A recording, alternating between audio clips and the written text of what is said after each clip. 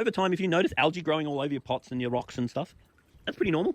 The easiest way to do that is just take it out of the water, put it in the sun for a day or two, then flip it over, leave it in the sun for a day or two, then hit it with a hose, and the algae will dry up and bleach off in the sun. And that's usually a really easy way of cleaning all your decorations and things. And I'm a big fan of doing spring cleans every now and then. So once again, a spring clean would be take your rocks and stuff out, vacuum underneath your rocks and stuff. You can even give them a sun bleach and then put them all back in again. And when you do put things back in differently, it's actually really good for the fish because that's their world. And when you swap their world around, it gives them like a whole new place to explore. And even changing what's in there is quite good. Putting a ship in every now and then or something different in there, and you'll find that really gets their attention. You'll find they'll all go up and check it out and swim through it. It's definitely very stimulating for them when their environment isn't exactly the same all the time. And once again, looking at this water, it's very quite still. I'd like to see a bit more. If we had good kinetic energy, then the fish will find some places they can sit where they can get away from the flow. But if they've got good kinetic flow, then it really keeps the pond cleaner. It really stimulates the fish. And it's very good for dissolved oxygen level, redox, and removing any debris out of the water. Now, as far as stocking a pond is concerned, the size of the filter, the amount of the fish, and the quality of the food is the thing that's going to govern your experience keeping fish and is going to really be the determining factor on how easy your fish are to keep. So if you go getting too many fish, your pond is going to get super dirty.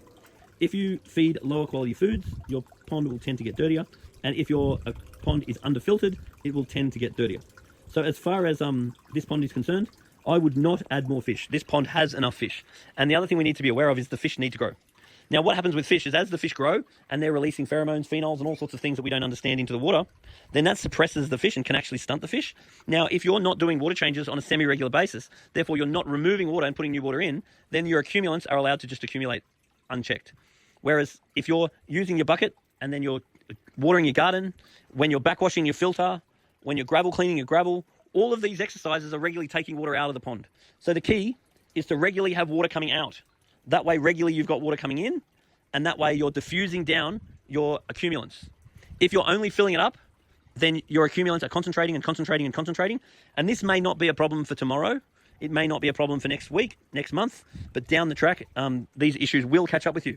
So creating a strategy to export nutrients and export accumulants out of your pond, having water changes, doing gravel cleans, back flushing the filter, using the pond to water the garden. These are all different things that you can put into your schedule that are simple, quick, and allow the regular water changes to occur so your fish can stay healthy and happy over a long period of time. The other thing to be aware of is when you're stirring up the gravel, normally you've just cleaned your filter.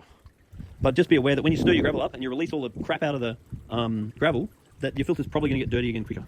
So it would actually be a fairly smart move to either just monitor the outlet of the filter, which once again I want agitating the surface, because the filter is going to grow lots of good bacteria, and the good bacteria that grows in the filter is going to be sucking the oxygen out of the water. So the water comes out of the pond into the filter, the water oxygen goes down, then it goes back into the pond again, and that's why I really wanted to agitate, because that's going to help to re-aerate the oxygen that it took out itself. Now don't forget, we've also got lots of fish in here that are making the oxygen go down too. So that's why that second pump is a really good idea. And just being aware that surface agitation is very important, because when your surface is flat, you get like a laminar layer and the gas won't exchange. Your CO2 level will go up, your pH will go down, your KH will go down, and then you will experience problems over time. Now I'm a little bit worried about this oranda. I can't see very clearly. I just want to look for any little infections on the fish. So most of them actually look really good, but one of the orandas I did see a little bit of a white haze on it, and we really want to be just aware of that sort of stuff. So if we're seeing the immune system go down, the first thing we want to do is test the water. In this case, the pH and KH is way too low, and the GH is way too low. So GH helps body slime and helps the immune system. So water quality and food quality, that's what it's all about.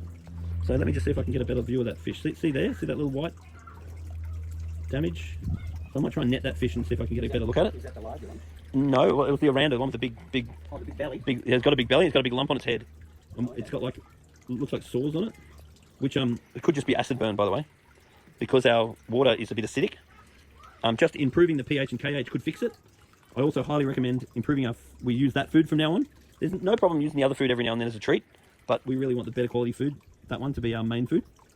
And then there are also various artificial immune stimulants, such as Vogel, which is various minerals and things that does help immune system. Because what we need to be aware of is when fish have got a compromised immune system, that means that they can just get sick from things.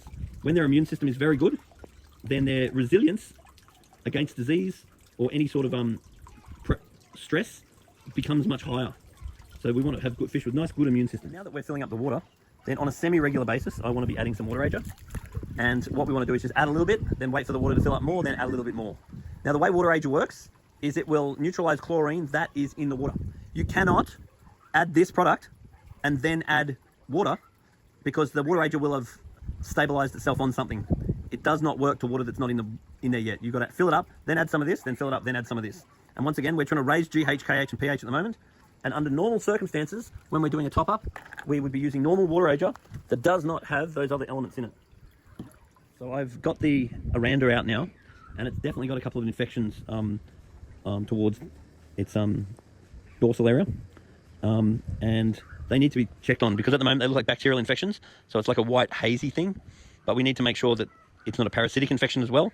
Now, in general, because this water quality isn't great in that the pH is acid and the KH is 0 and the GH is low, the fact that the fish are unhealthy doesn't, most of the fish look really good, mind you, but the fact that one of the fish has a little bit of an infection, it isn't really a huge worry for me.